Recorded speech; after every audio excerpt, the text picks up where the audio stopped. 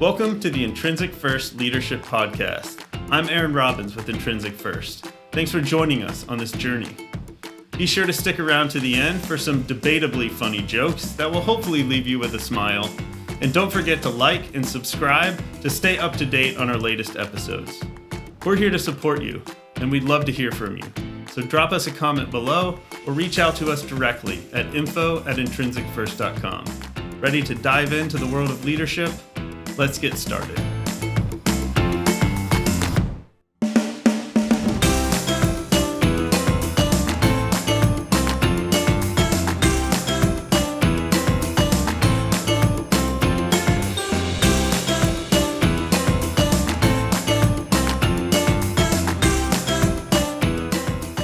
So welcome back to the Intrinsic First Leadership Podcast. We were talking about the organizational context for leadership, and we got a lot into employee work passion, talking about the aspects of how an individual perceives, both in terms of feeling and thought about their work environment, and they're constantly having these appraisals of their work environment, and that really kind of influences their experience and the culture within. And so measuring culture, we have this way of understanding those different aspects: growth, meaningful work, connection with their colleagues or leaders, so on and so forth, in terms of relationship, job, or organization. And so I think, we talked a lot about all that and started getting into the details. I think now maybe we kind of bring it back up to the top and say, okay, so leading in an organizational context, knowing all of these things now about the culture and how individuals appraise their environment. What does that actually mean in terms of leadership skills, such as, obviously, I would think you got to understand those aspects. You have to then be able to influence those aspects. So there's for example, you have to be able to have the skill to set the objectives and the strategy, define that culture or what those norms are, and be able to reinforce those and communicate them in a way that's effective, so that it can influence people's behavior, so that they're following the norms you expect them to, and have defined them so it's deliberate, not necessarily just, well, it worked out that way. Because most companies that I've been part of, you don't typically get lucky and have an amazing culture because it just happened. No. Right? It takes the leadership. So to be deliberate is super key, right? To understand why you're doing what you're doing, being able to label it so you can do it over and over again. But yeah, I'm big on that. 100%. So we expect leaders, if they want certain outcomes, to understand what outcomes are being affected by what perceptions, or that people appraise. And so you want them to make appraisals that there's a feeling of I'm wanting to stay, because we know what affects that feeling or that intention. One thing that we need to also get leaders to realize is that the importance of measurement comes in the what you ask the direct report to tell you about your culture. And then also what intentions they have. One of the things that commonly happens, and people don't understand it, is they're measuring satisfaction. They're not measuring intention. What you really want to say is, I don't want to ask a question, are you satisfied with your job? On a 1 to 5 scale, are you satisfied with your job? That's not, I'm satisfied. Great. What does that mean? I'm satisfied. What else? What action can you take? Yeah. I'm more interested in, do you want to stay here? Are you planning to stay here? Are you looking for another job? Yeah. Are you looking for another job? So the question really is, what intentions do you want to reinforce? I want people to see that they should. I want them to tell us that they want to stay here as long as they can, or I want them to say that they plan to perform at a higher than average level and show it by doing it. So it's one thing is, I would like to see these culture surveys that I see out there in the organization all the time, or out there in the environment, measuring intention, not satisfaction, not employee satisfaction. And unfortunately, the whole movement these days for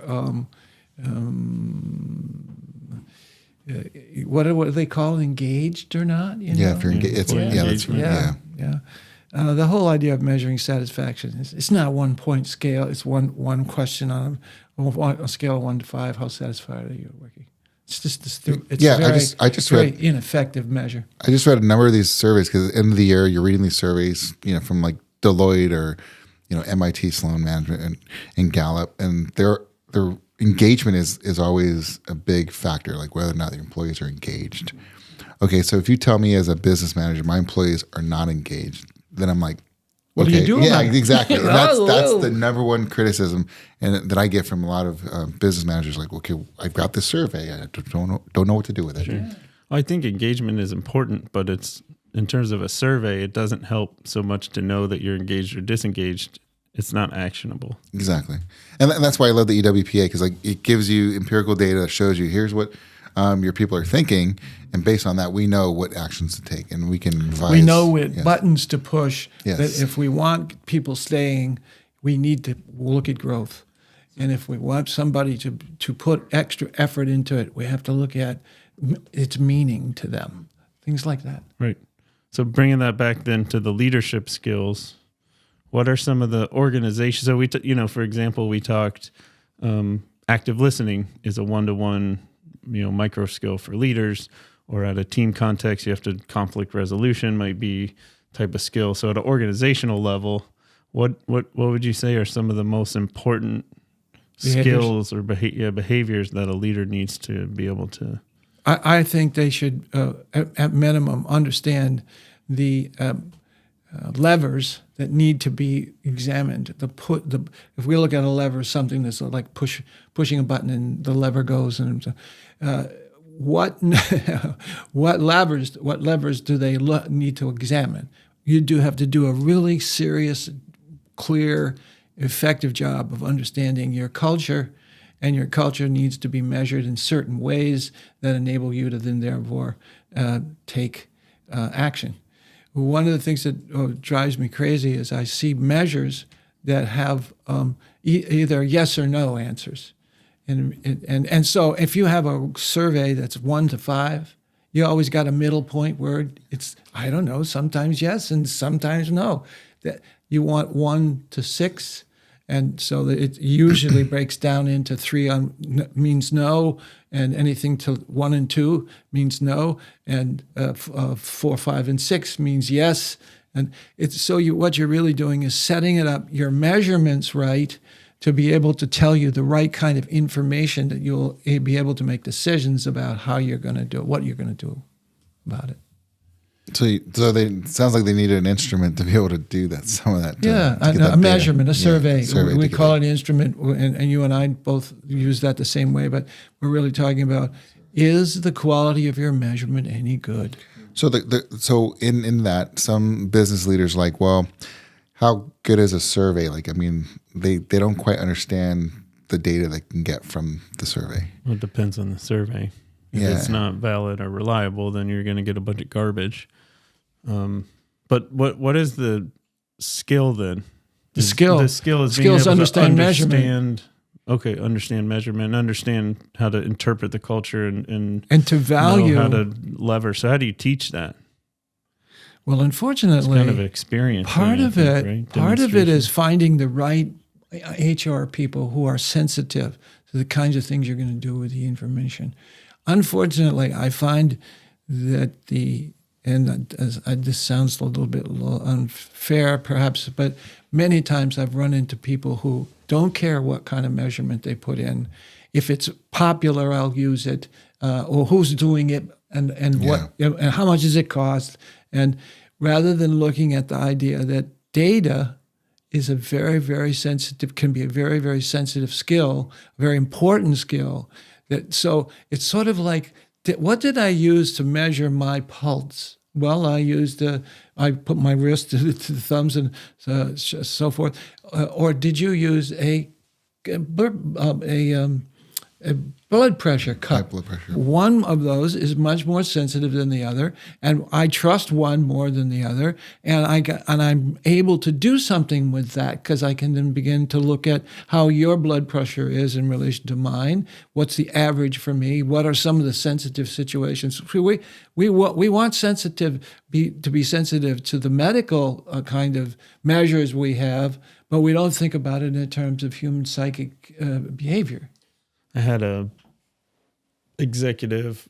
Well, I was working with a company, and they said I was trying to sell them on the survey. Like, I liked your analogy you used when we were talking the other week. We were I don't think it was in the podcast, but you said when we were talking to people about the survey, and your analogy was it's like a physical, right? You don't go to the doctor and say, "Give me a cure." It's like, well, I don't even know you. I got to do a physical first to find out what's wrong, and then I can diagnose, and we can come up with a solution to whatever the problem is. But first, I got to understand the problem. And so my measurement then, if I go into a physical, I say, Doc, I'm not feeling particularly well. I seem to get up in the morning. I don't have any energy. And I give him various nefarious experiences for what I'm doing. And he says, well, would you mind? I'd like to do a blood sample, get a blood sample from you to look at how. Now he's giving you some really good sensitive measures. He's looking for iron and deficiencies in my blood, and so there's things that one can do, and we are sensitive and willing to let that happen at the medical level. We don't seem to have to. It hurts when I do this. Well, don't do that anymore. Yeah. So I know we're talking about the survey and then the measurements. I do want to also address the actual talking to people. So your doc will not just do the blood work; he'll actually talk to you and try and get some more background information and see if you can. And so something we done was 2 or 3 companies ago where we had like an employee ambassador who would basically just walk the floor and talk to, and establishing a relationship with the employees, knowing that whatever they said was pretty much confidential. But the word would get back up to the leadership, but not necessarily who said it. So there's lots of ways to garner that information in addition to the survey, in addition to other measurements too. I'm just picturing Landon listening to this right now. Hey, Landon, like, oh my God, they're talking about it's a nice little shout out to Landon. You've met Landon. We were at the Hop Stop. Very bubbly personality. That was her role. She was the employee ambassador. Oh, yes. I know who you're talking about now. Well, she was fantastic for it because, again, she did a really good job establishing a relationship. But to have a company that has a culture that allows for that to occur. But that's where, like, in terms of the skill, like some of that's like charisma, right? Can be more natural, or you can learn charisma, I guess. I don't know, maybe. But I'm just trying to think of like what are those primary skills. So one of them we said is being able to understand, although that's more of knowledge or just a mindset even. I was going to say where I was going before was this organization. I was talking to one of the managers trying to sell them on like, let's do a survey first. We need to do that physical. And he said, well, the big boss, he's not a big fan of the surveys and the data and all that stuff. He doesn't. And I said, why? Why? He's like, well, he said he preferred not to know, like, because he doesn't want to find out that it's bad. and the first thing I'm dying. Don't tell me that. The first thing that came to my mind was, I was like, so if he wakes up in the morning, he comes to work and he's got a big booger hanging out of his nose, he'd rather not anyone tell him and just walk around with a big booger hanging out of his nose all day? Because to me, it's like the emperor isn't wearing any clothes. Yeah. Well, there's so many people like that in the workplace. No, why would you not want to know? Yeah, and it's unfortunate because sometimes people who need this information the most don't want it. I guess that even gets into like growth versus fixed. It's like if you don't feel like you can do anything about it, I guess it's better not to know then.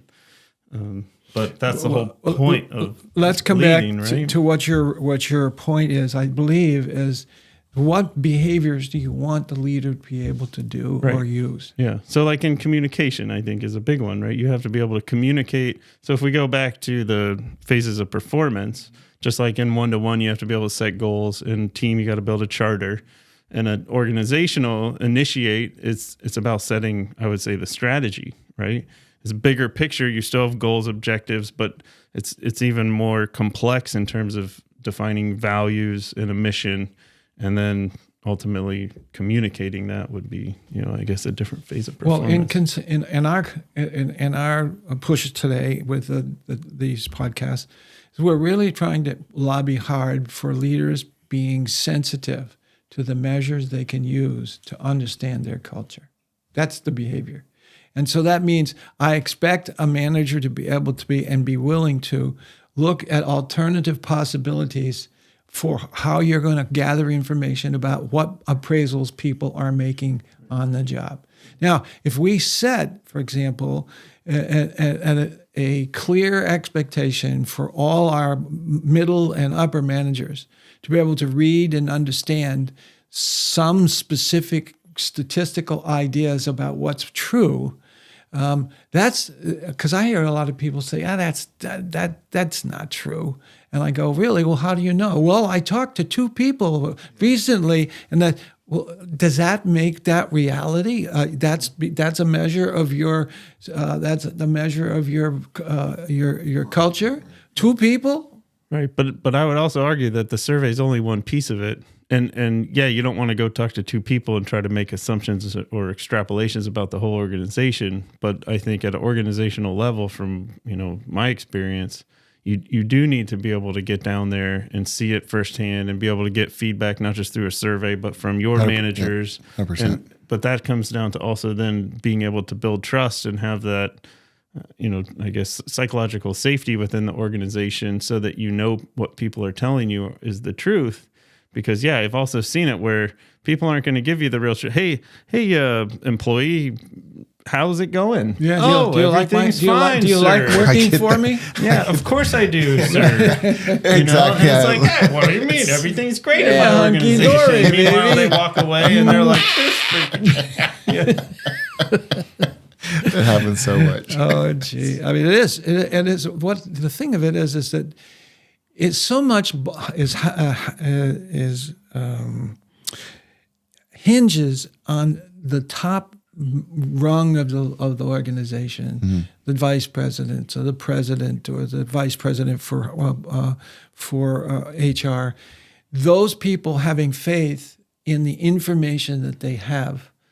And using that as a measure or as a way of being able to justify certain actions. Now, what bothers me about that is that if their process is poor, their data gathering is poor, and they use that to make a judgment as to what they're going to do, and they make a mistake, what happens? Nothing improves.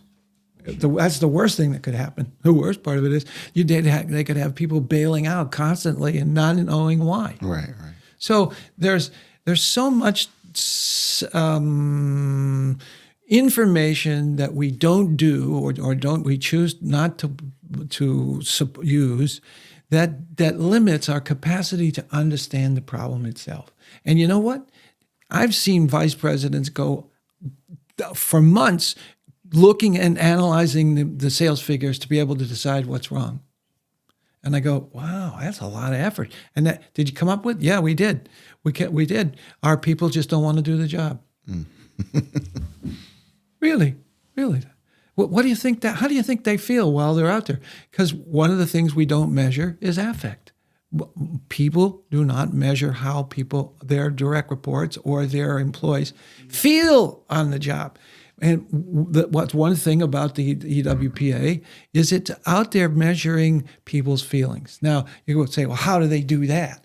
Well, what we do is we ask a series of questions like, of these 10 adjectives, which words best represent how you feel about your job? The PANIS. Yeah. And so positive and negative words are is in the questionnaire, and enables me to say, well, you know what? You have 50% of your people that don't like their job. And not only do they not like their job, they feel X about their job. Yeah. They feel apprehensive. They feel forced.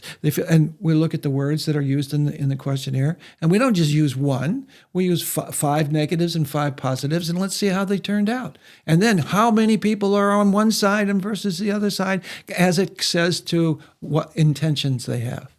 You know, one thing we know is that people who feel badly about their job, or shall we say, use words like apprehensive, anxious, sad, words like that, are also the people who don't plan to stay in the organization for very long. And most of them, that's great. I don't want them anyway. Yeah, but wait a minute. If 75% of your people are using those adjectives, and you want, let's refine. No. So what I'm saying is that we have to be better and more, not scientific, but certainly more stringent about the measures that we use to then make judgments about, well, how are we going to get people to feel like they want to stay, or endorse the organization and its leadership? You know, those kinds of things are needed pieces of information, and we haven't been doing them right. That the culture hasn't been doing it with the right attitudes. I agree with 100%. And again, that's something I'm seeing in a lot of different organizations that use these types of surveys. They're not getting everything that they. You mean some of the more popular surveys? Exactly. Yes. Yeah. Not because what we're putting in front of the people is a better way of doing something that gives you more direct. Yeah, and Aaron and I have, as working with you over the last 3 years, and we've used this over and over again, and it's fantastic. It enables you to say certain 100%. things. 100%. Yeah. And now you have, like I said, you have empirical data to show you that this is what the issues are, and here's how we're going to tackle them. Yeah. And we've done that over course of 2.5 years, and we've seen significant improvements. And it's not one size fits all. I mean, depending on what department you're in, you may have different challenges, but the survey allows you to really pinpoint what those issues are and how to go after them. Mm-hmm. Well, let's come back to some of the other 12 we haven't measured. I mean, that we haven't mentioned in our podcast. Mm-hmm. And we talked a little bit about the job, and we did talk a little bit about the system. One of the interesting things is that when people do culture studies or culture surveys, whose responsibility is it to change? Once they send it, we're going to have a lot of people not engaged. What do you think they do with that?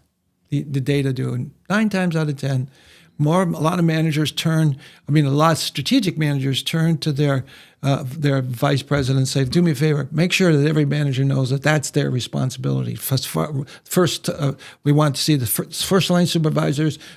And so I want them to come up with plans about how they plan to change it. Nice. What's wrong with that? You got to start top down. Yeah. That's number one. You got to stop top down. Because now you're kind of absolving yourself of any.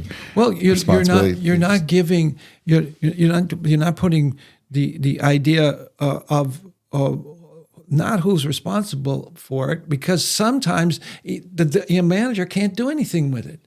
They're not in charge of training. They're not in charge of hiring. Yes, they're not charging of hiring or pay even. Or pay. And if the problems are there, if they don't have anything to do, they can't change those things. So growth, as an example, is often handed over to find out what your people want and or who do you want to train, or those kind of things. What kind of training do you want? What we ought to be doing is there are some systems problems that they shouldn't fall back on the individual manager for solution. What needs to be fall back is the system itself. Your HR department needs to be really good at what they're doing. I saw an HR department. I loved it. Their thought was they came up with a series of courses that they wanted anybody from the first line employee to the first line supervisor to the middle manager, everybody, to have. And one of them is part of the leadership things that we're talking about managers do. Does every manager know how to facilitate problem solving? Does every manager know how to set goals with their direct report? Does every manager know how to resolve conflict between their units or between people in the unit? I mean, those are behavioral skills. So they came up with that. And what they did was they said, we're going to give you a passport to any course you want to take. And you go in and you sign up for your passport, and you get checked off that you've been to that port of call if you go through it. And so what they've done is giving people a chance to look at the array of possibilities that they were able to afford, and so you would get credit for taking the course and learning the course. And guess what? It then fed into your chances of getting promoted, or it got fed into the chances of you getting a bonus. Or so that what we're really doing is looking for ways to put in the hands the choices that need to be made so that people show up willing and understanding. And the courses were good. I mean, the courses were good, solid promises to, we come out of this, you should be able to do this, and we lead. I mean, there's so much creativity out there that can be done and should be done, and we don't do it at all. Now, what in relation to leaders, I'm talking about the idea that the first line manager should have those skills, and then the direct reports need to. So that gradually what you've got is a highly educated HR group, organization promoting competency in both their managers and their employees. Not just promoting, it sounds like they're also developing it, right? So yes. They're developing those necessary it's better skills. Word. Yeah. Better word for me. Mm-hmm. Yeah. I like that a lot. Yeah. Okay, so let's go look at the one other thing I wanted to make a point was that there has to be some interpersonal skill in that people are making decisions about. For example, what's the connection? Do I feel connected to my boss or not? That's an interpersonal issue. Do I feel connected to my peers? And a lot of organizations don't understand it, that people's willingness to stay in an organization is highly probable or highly influenced by their connectedness with colleagues. And and that's just flat out. And if you look at a lot of HR people, HR companies selling corporations out there, they understand that, but they don't know what to do with it. They don't know how to help it. They don't know how to determine it. So, but connect this. You got to measure it to start it to be able to. Because if you can't measure it, you can't manage it. I don't know how to say it any clearer than that. So it's really a question of something. Am I connected to my boss? Am I connected to my peers? And what kind of feedback am I getting? And feedback is another interpersonal skill. It's not as systems-wise. So sometimes it can be, and those are fundamentally important places where the appraisal process highly influences the intentions that they have coming out of the organization. Did you guys want to add to that? And did you have some thoughts about that? I think that a lot of the skills are probably the same or similar in terms of one-to-one or team. It's just that it's much more complex because, when you're giving feedback, you're not giving it necessarily at a one-to-one, although you have to do that when you're in an organizational leadership position. You have to be able to manage your team.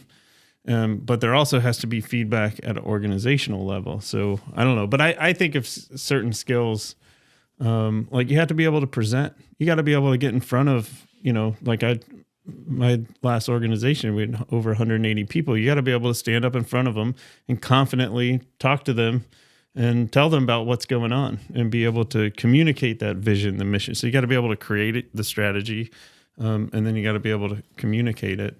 And so, communicating in a one-to-one context is very different than communicating to an organization. Let me give you some interesting thoughts. One of my most memorable experiences was to work at the Nissan Motors. And they had what they called the Nissan News Network, the 3N network, Nissan News Network. And they had a monitor in every room in the building. In the cafeteria, in some of the conference rooms, in the all call places. And what do you think came across that? What came across that was information about who's having a baby or what family his kids just graduated from college or interpersonal stuff. They also gave information or organizational stuff. Like example was there was the VES rate. The VES rate was the number of rejections of the paint and body shop. The VES rate was, they were saying, here's our VES rate for the last week. And so if their vest rate was increasing and they didn't like it, so everybody in the place was in tune with some of the organizational measurements that were fundamentally important to the organization's making money and being successful. A vest rate was how many companies come off the line, how many autos came off the line with defects. Yeah, we did. I did a similar thing at the NEAF. So when we first got in there, again, first we built the strategy and figured out what our objectives were and what the measures of success were associated with those objectives, because the measures have to be relevant, right? And they have to matter. But the main metric we decided on was percent of on-time delivery. Nice. And we were below 45% when I got there. In fact, nobody knew that because they weren't measuring it. Yeah. And so I started. Public. So it couldn't be public if you don't measure it. So I started measuring it. And then, we put it in our monthly newsletter. Well, we started a newsletter. We put it in the monthly newsletter along with an employee highlight, right? The interpersonal. We started a monthly all hands with all the employees. And that was the first thing I presented in the all hands was, here's where our metric is, because you have to keep reinforcing this is important. This is what we're looking at, and this is how we're measuring our success. Now, you can't just rely on one measure. There's lots more to it, but yeah, I think that some of those, key kind of things in terms of how you communicate, you measure it. So you have to be able to measure it, then you have to be able to communicate it in a way that's effective and repetitive too. So I think it was Dave Hickey when he came on. He said there's three main skills that a leader needs to have leading an organization. The first is communication. The second is communication. And the third is communication. Right? You got to communicate. Like real estate is all about location. You know what was really, one of the things that I was successful in helping some corporations do was to give feedback to their manager about how the direct reports felt they were being managed by. And it was very, very interesting to watch what happens when a manager gets a group perception. 5 out of 10 people or 5 out of 7 people that they managed felt this way about the way you made decisions or communicated. So put that information in their hands. You'd be surprised at how many people go, wait a minute, if that first of all, is that true? And you got to build. So that's my confidence. question, because I was going to go there. Yeah. Is that a skill? Like, because if you're a manager and you're leading in the one-to-one context and they give you feedback on what you're doing, that's, we kind of know how to receive that. But now if you're a manager in charge of an organization and you're getting a lot of people giving you feedback on something that doesn't align or is not what you perceived it to be, is that a skill in learning how to receive that feedback? Feeling, yes, it really is, don't you think? Oh, 100%, but I never thought of it in that terms. And we talked about this briefly. So, so if you had 180 people giving you feedback and you're like, you have to know how to receive that so you don't. 180 people that. Or you want to. But if you manage 15 people and 17 people. But the point is you don't want to say no, that's not correct. There's a certain amount of grace you got to be, because you don't want to off-put them, and you want to know that you're able to receive their feedback and take action or take consideration. Because if you come out swinging, that's not good. Yeah, it's not my fault. It's all right. yours. You start deflecting. You start blaming others. They're never going to give you that honest feedback, which is what you really need to get better. In my mind, is you need that feedback. So that's why I wonder if that's a skill. I think that's super tricky. It's almost more one-to-one. But if someone comes up to you and says, "Hey, I want to be open and honest that I screwed this up or I lied about something," and then how do you react to that? Well, encouraging them to still be open and tell you the truth like that again, but also like, holy crap, you just did something really bad, and there's got to be some kind of, consequence. But I would argue in that situation, in that one-to-one, there's a way you would deal with that. But I'm just thinking more in a larger context. We have a large amount of people giving you feedback. I think you have to respond to that differently. Oh, well, yeah, the way you handle feedback, I think, is critical, right? So if people are telling you that something isn't working, whether it's about yourself or whether it's about the organization, but I always think, there's the expression, I don't know if it was Jim Collins that said, like, a level 5 leader always first looks in the mirror. And I think when I first read that, I kind of understood it as the leader is responsible for taking the ownership of the issue or the error. But I look at it differently now. It's not about taking the blame as the leader. It's about objectively looking first at why did the situation happen the way it did, and how could I change my behavior or approach, or how could I influence something so that the situation happens differently. It's not about taking blame. But yeah, I think a good leader has to be able to do that. I have two issues. One is I think Gary Ridge, when I was representing, there is no such thing as an error, or there's only an opportunity to learn. Sure. You do make a mistake, and you didn't want to do it again. But let's be really clear, that's okay. Mm-hmm. That's okay. Although there is a point where I've told you 14. We've talked about when like in those small times where you need to go judgmental.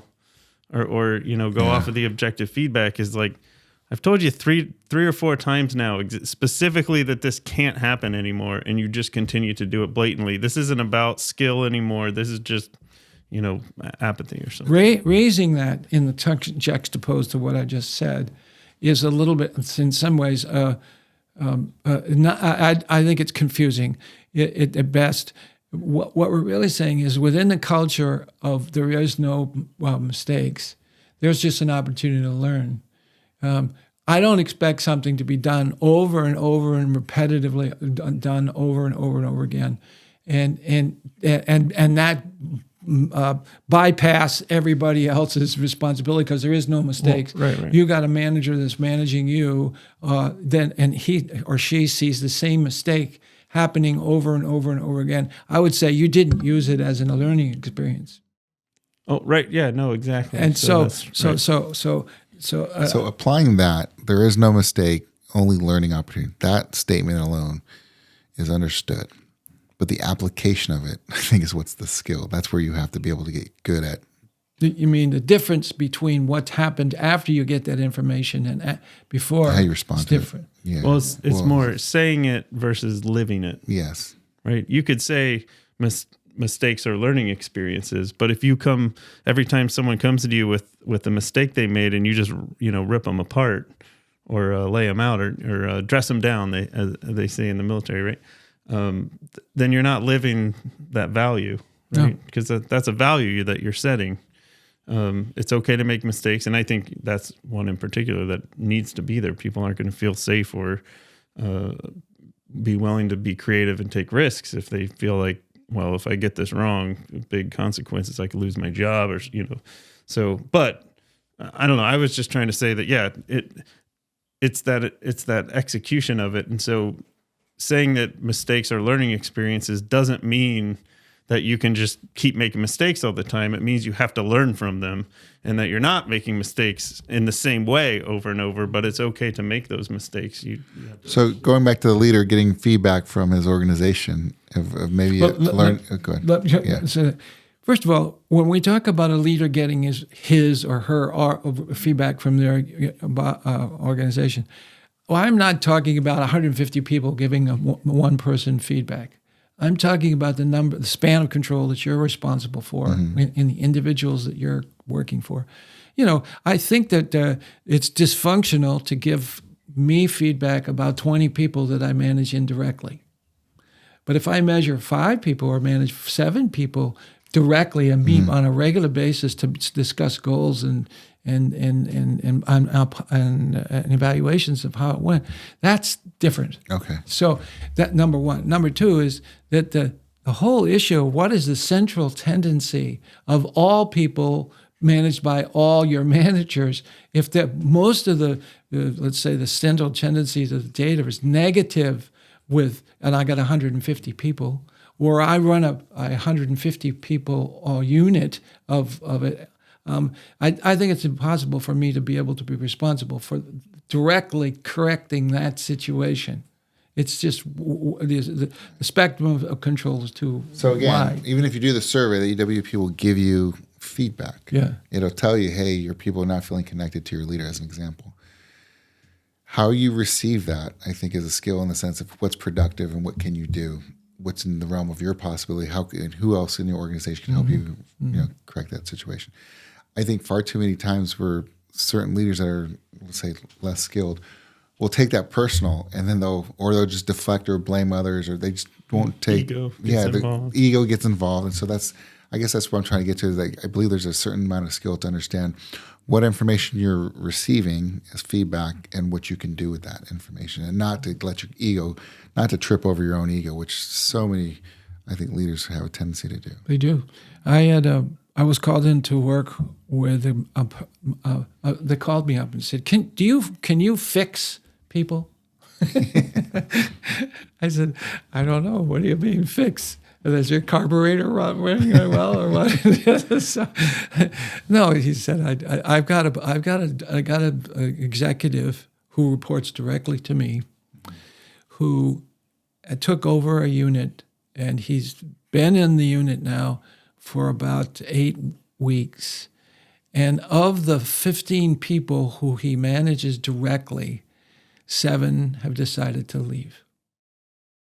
Oh, I think I remember the story, right? This is the one where he was With the customer really liked him, and he was like, "I don't care. I know I'm a jerk, but That's I don't have right. to change. I don't want to It change." wasn't the customer, which was interesting. Or It was the stakeholders. holding company's president, and the person calling me was the president who he directly reported to. Yeah. And his direct reports couldn't stand him. His peers couldn't stand him, and the guy who called me, who was his direct manager, didn't like him, but they didn't know what to do with him because why? The person over the person who calling me wasn't the guy that this person we wanted to fix, because the guy that we wanted to fix reported. As long as the holding company president liked him, he wasn't going to change. He had immunity. Yeah, He had immunity. It's like when the owner hires their daughter, yeah, son or it's daughter, nepotism. right? There's, their kid, and then it's like, your What do you do kid with that? sucks. Yeah. I was just watching Tommy Boy over the holidays. It was on TV. Have you seen Chris Tommy Farley? Boy with Chris Farley? David Spade. He ends up saving the company at the end. This is, it's a comedy, but he comes in at first, and of course, he It's Chris Farley. Chris Farley at the very beginning. He gets his D plus on. He's looking at the grade. He goes, "Oh my God, I passed!" And he's running through the campus, and then he comes back. His dad gives him this big office, and David Spade's like, "Oh, of course you get a refrigerator. Why wouldn't you?" Anyway, so we're really talking about, one, what do you want the individual manager who's directly reporting or has direct reports to them, what skills do you want them to have? And then you're talking about the strategic leader and what skills you want those strategic people to have in order to understand what's reality, what you do with your culture. Now, one thing last that I want to say is I've been in corporations where I talked the HR people into measuring direct reports' perceptions of the leader's behavior, and it was a well thought through instrument or survey, and we were getting people to get these reports back, and the HR called me one and said, "Drea, we've got our top management of top 8 people. They want to see the individual reports of all the managers within their units." And I said, "Why do you want that?" "Well, they want it because they want to see what's going on."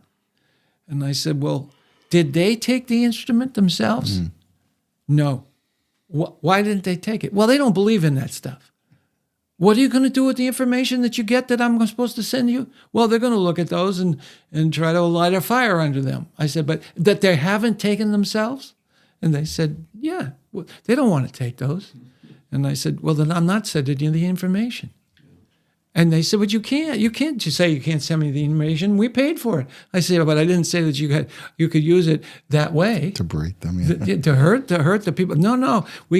That is an anonymous piece of information that's set up for them for their own purposes, meaning the managers, not for the managers to hold over the head of the person who had the courage to take the instrument. No. If they don't do it, I'm not going to send them the instrument. Then they went back. Those vice presidents went bonkers, and they called my manager called the owner of my company. Now, of course,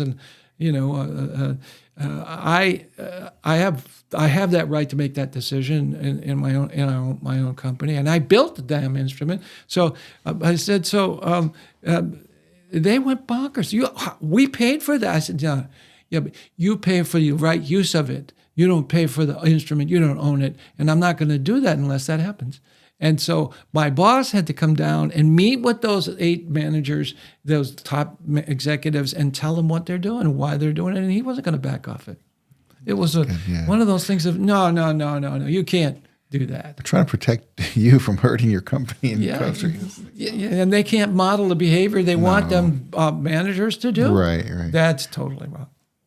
Totally stuff. So there's some very interesting life stories. No matter what you can do, you get people out there because of their quote level of span of control and level of title and stuff, think they can do certain things, then they don't have to behave. Leadership starts by being the change you want others to be. One thing that's missing throughout our podcasts, and I realize that's a characteristic of a podcast, is there's no visuals. There's no. I put the screenshot of the book at one point. At one point, like I said, there's whatever. It had the circle. How to thing. take feedback? He's not taking very. He doesn't like me, mommy. You shut your mouth right now. I don't want to hear that. It had the cover. It had the circle thing. I'll give it. Yes, I already did. It's all the visuals they need. Oh, no, yes, but I'm with you. It's not a. But this isn't. It's not an interactive training. No, it's not. But I'm just asking. Could you consider it being someplace in the visual, if at all possible? That's all. Yeah. No, we can put it in there. All right. Are we going to a joke? I think he is. He's showing me a joke that he thinks I should read. All right. Here's one. What do you mean? You came up with this yourself? No, I didn't come up with this. And neither did I do that with the. I didn't do that with the tips either. So, all right, here we go. I'm ready. I think I hit a duck. How do you know? There's a quack in the bumper. Quack in the bumper. What do you call 100 baby sheeps falling down a hill? I love this one. 100 baby sheeps falling down a hill. A lamb slide. Lamb slide. It's lovely. It's lovely. I like it. All right. A lamb slide. What? It is. I felt good, thank you. Where's the crickets? I need to have that go off like an alarm, so when you get up in the morning, That's your alarm is an applause. Yeah, and then you step on when you step on your carpet mat, and then it goes off. You ready for this one? All right, one more. My wife threatened to divorce me if I gave our daughter a silly name. So I called her bluff. That's terrible. He didn't get it. I don't get it. Bluff? Yeah. He named his daughter Bluff. I don't get it. So he's bluffing? What? What happened here? I don't get it. He didn't fall off the deep end. I think he's tired. I still don't. Because call you bluff is a term, a euphemistic term. I'm going to call you. You don't want me to do this? So I called her bluff. Do you see? There is a double meaning. I'm cutting this out. Help me! So I called her bluff. I told you he's tired. He's tired. My brain's really working a little tired. slower today. He's lovely. That was actually pretty good now that I get Oh, see, Color me blonde. that's it. That's It the was- last I time think it I'm was- bringing my Oh, gold. that's gold right it. It there. had to be the delivery. Yeah. No. Oh, you are such a pisser. Oh, God. That's good. All right.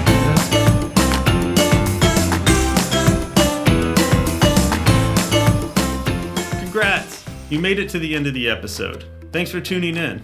We genuinely hope that you found value in our conversation. If you liked it, please click that like button below and subscribe so that you can stay up to date on our current episodes. And if you didn't like it, you can click the dislike button, but make sure you click it twice. We're eager to hear from you, whether it's your thoughts, questions, topic ideas, or if you're interested in our leadership training and consulting support.